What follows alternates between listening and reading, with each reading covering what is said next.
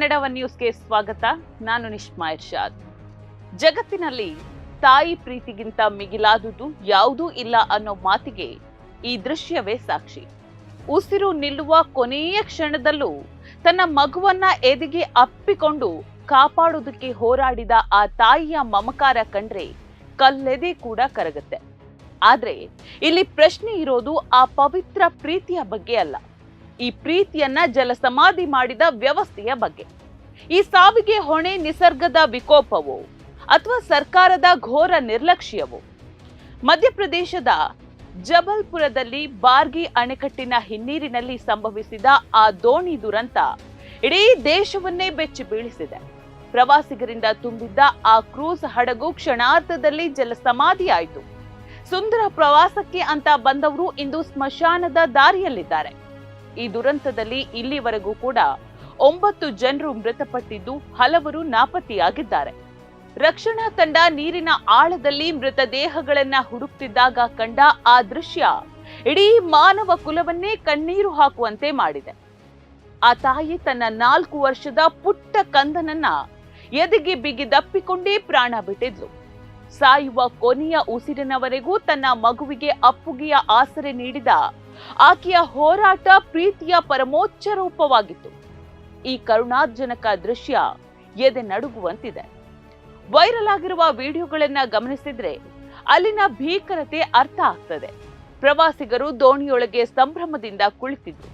ಆದ್ರೆ ಹವಾಮಾನ ಹದಗೆಟ್ಟು ಇದ್ದಕ್ಕಿದ್ದಂತೆ ನೀರು ಒಳನುಗ್ಗಿದೆ. ಬಿರುಗಾಳಿಯ ಅಬ್ಬರಕ್ಕೆ ಸಿಲುಕಿ ದೋಣಿ ವಾಲ್ತಾ ಇದ್ದಂತೆ ಅಲ್ಲಿನ ನಗು, ಸಂಭ್ರಮ ಎಲ್ಲ ಕೂಡ ಕ್ಷಣಾರ್ಧದಲ್ಲೇ ಸಾವಿನ ಚೀರಾಟವಾಗಿ ಬದಲಾಯಿತು. ದುರಂತದ ಭೀಕರತೆಯನ್ನ ವಿವರಿಸಿದಂತಹ ಬಾಲಕಿಯೊಬ್ಬಳ ಮಾತುಗಳು ಕಲ್ಲು ಮನಸ್ಸನ್ನು ಕೂಡ ಕರಗಿಸುವಂತದ್ದು. ನಾವೆಲ್ಲರೂ ಕೂಡ ದೋಣಿಯಲ್ಲಿ ನಗ್ತಾ ಕುಳಿತಿದ್ದೆವು. ಅಷ್ಟರಲ್ಲಿ ದಿಢೀರನೆ ನೀರು ಒಳಗೆ ಬಂತು. ನಾನು ಅಪ್ಪನ ಕೈ ಹಿಡ್ಕೊಂಡೆ. ನನ್ನ ಕಣ್ಣೆದುರೇ ಅಜ್ಜಿ ಮುಳುಗ್ತಾ ಇದ್ರು. ಅಮ್ಮ ಮತ್ತು ತಮ್ಮ ನೀರಿನಲ್ಲಿ ನಾಪತ್ತೆಯಾದ್ರು ಅಂತ ಆಕೆ ಕಣ್ಣೀರಿಟ್ಟಿದ್ದಾಳೆ. ಇಲ್ಲಿರುವುದು ಕೇವಲ ನಿಸರ್ಗದ ಆಟ ಮಾತ್ರ ಅಲ್ಲ, ಇದು ವ್ಯವಸ್ಥಿತ ಕೊಲೆ. ಮಧ್ಯಪ್ರದೇಶದ ಬಿಜೆಪಿ ಸರ್ಕಾರದ ಅಧೀನದಲ್ಲಿರುವ ಪ್ರವಾಸೋದ್ಯಮ ಇಲಾಖೆಯ ನಿರ್ವಹಣೆಯಲ್ಲಿದ್ದ ಈ ಕ್ರೂಸ್ನಲ್ಲಿ ಕನಿಷ್ಠ ಸುರಕ್ಷತಾ ಕ್ರಮಗಳೂ ಇರಲಿಲ್ವೇ? ಹವಾಮಾನ ಇಲಾಖೆ ಮುನ್ಸೂಚನೆ ನೀಡಿದ್ರೂ ಕೂಡ ದೋಣಿ ಸಂಚಾರಕ್ಕೆ ಅನುಮತಿ ನೀಡಿದ್ದು ಯಾವ ಆಧಾರದ ಮೇಲೆ? ಜನರ ಪ್ರಾಣಕ್ಕಿಂತ ನಿಮಗೆ ಪ್ರವಾಸೋದ್ಯಮದ ಆದಾಯವೇ ಹೆಚ್ಚಾಯ್ತಾ? ದುರಂತ ಸಂಭವಿಸಿದಾಗ ಲೈಫ್ ಜಾಕೆಟ್ಗಳು ಕಟ್ಟುಗಳಲ್ಲೇ ಇವೆಯೇ ಹೊರತು ಪ್ರಯಾಣಿಕರ ಮೈ ಮೇಲೆ ಇರಲಿಲ್ಲ. ಸೀಲ್ ಮಾಡಲಾಗಿದ್ದ ಜಾಕೆಟ್ಗಳನ್ನ ಬಿಚ್ಚೋದಕ್ಕೆ ಪ್ರಯಾಣಿಕರು ಮತ್ತು ಸಿಬ್ಬಂದಿಗಳು ಹರಸಾಹಸವನ್ನ ಪಟ್ಟಿದ್ದಾರೆ. ತುರ್ತು ಪರಿಸ್ಥಿತಿಯಲ್ಲಿ ಕೆಲಸಕ್ಕೆ ಬಾರದಂತಹ ಸುರಕ್ಷತಾ ವ್ಯವಸ್ಥೆಗಳು ಇದ್ರೇನು ಇಲ್ದಿದ್ರೇನು? ಹವಾಮಾನ ಹದಗೆಟ್ಟಿದ್ದಂತೆಯೇ ದೋಣಿಯನ್ನ ದಡಕ್ಕೆ ತರುವ ಬದಲು ನಿರ್ಲಕ್ಷ್ಯ ವಹಿಸಿದ ಸಿಬ್ಬಂದಿಯೇ ಈ ಸಾವಿಗೆ ನೇರ ಹೊಣೆ. ವ್ಯವಸ್ಥೆಯ ಈ ವೈಫಲ್ಯದ ಕುರಿತು ನಾವು 3 ಪ್ರಶ್ನೆಗಳನ್ನ ಕೇಳಲೇಬೇಕಿದೆ. ಬಿರುಗಾಳಿಯ ಮುನ್ಸೂಚನೆ ಮತ್ತು ಹಳದಿ ಅಲರ್ಟ್ ಇದ್ರೂ ಕೂಡ ದೋಣಿ ಸಂಚಾರವನ್ನ ಸ್ಥಗಿತಗೊಳಿಸದೇ ಇದ್ದದಕ್ಕೆ ಹೊಣೆ ಯಾರು? ಪ್ರವಾಸೋದ್ಯಮದ ಇಲಾಖೆಯಡಿ ನಡೆಯುವ ಹಡಗಿನಲ್ಲಿ ಲೈಫ್ ಜಾಕೆಟ್ಗಳು ಲಭ್ಯವಿದ್ರೂ ಅವುಗಳನ್ನ ಧರಿಸುವುದನ್ನ ಕಡ್ಡಾಯಗೊಳಿಸದ ನಿರ್ಲಕ್ಷ್ಯವೇನು? 2019ರ ಬಿಹಾರ ದುರಂತದಿಂದ ನಾವು ಕಲಿತದ್ದಾದ್ರೂ ಏನು? ಪ್ರತಿ ಬಾರಿ ಸಾವು ಸಂಭವಿಸಿದ ಮೇಲಷ್ಟೇ ತನಿಖೆ ಮಾಡುವ ಈ ನಾಟಕ ಇನ್ನೆಷ್ಟು ದಿನ ನಡೆಯುತ್ತೆ ಅಂತ. ಹೌದು, ಈ ಘಟನೆಯು 2019ರಲ್ಲಿ ಬಿಹಾರದಲ್ಲಿ ಸಂಭವಿಸಿದ ದೋಣಿ ದುರಂತವನ್ನ ನೆನಪಿಸುತ್ತದೆ. ಅಂದು ಕೂಡ ಇದೇ ರೀತಿ ಹವಾಮಾನ ವೈಪರೀತ್ಯ ಮತ್ತು ಸುರಕ್ಷತಾ ಲೋಪಗಳಿಂದ ಅನೇಕ ಜೀವಗಳು ಬಲಿಯಾಗಿದ್ದವು.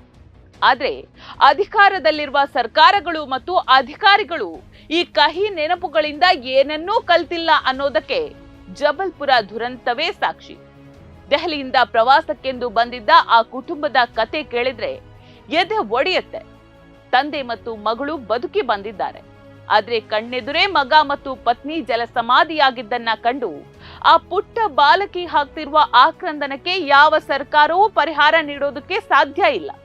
ಕ್ಷಣಾರ್ಧದಲ್ಲಿ ಸುಂದರ ಸಂಸಾರವೊಂದು ಈ ರೀತಿ ಛಿದ್ರವಾಗಲು ಅಧಿಕಾರಿಗಳ ಬೇಜವಾಬ್ದಾರಿಯೇ ಕಾರಣ.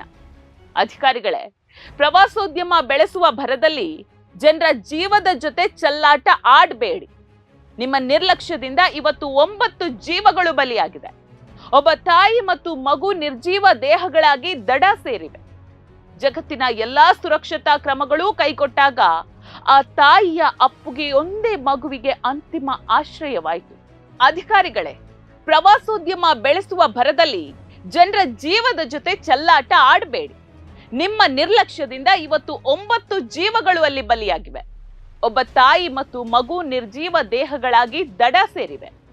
ಜಗತ್ತಿನ ಎಲ್ಲಾ ಸುರಕ್ಷತಾ ಕ್ರಮಗಳು ಕೈಕೊಟ್ಟಾಗ ಆ ತಾಯಿಯ ಅಪ್ಪುಗೆಯೊಂದೇ ಮಗುವಿಗೆ ಅಂತಿಮ ಆಶ್ರಯವಾಯಿತು. ವ್ಯವಸ್ಥೆ ಸರಿ ಹೋಗುವವರೆಗೆ ನಮ್ಮ ಪ್ರಾಣಕ್ಕೆ ನಾವೇ ಹೊಣೆ ಎಂಬ ದುಸ್ಥಿತಿ ಬಂದಿರೋದು ಅತ್ಯಂತ ಶೋಚನೀಯ.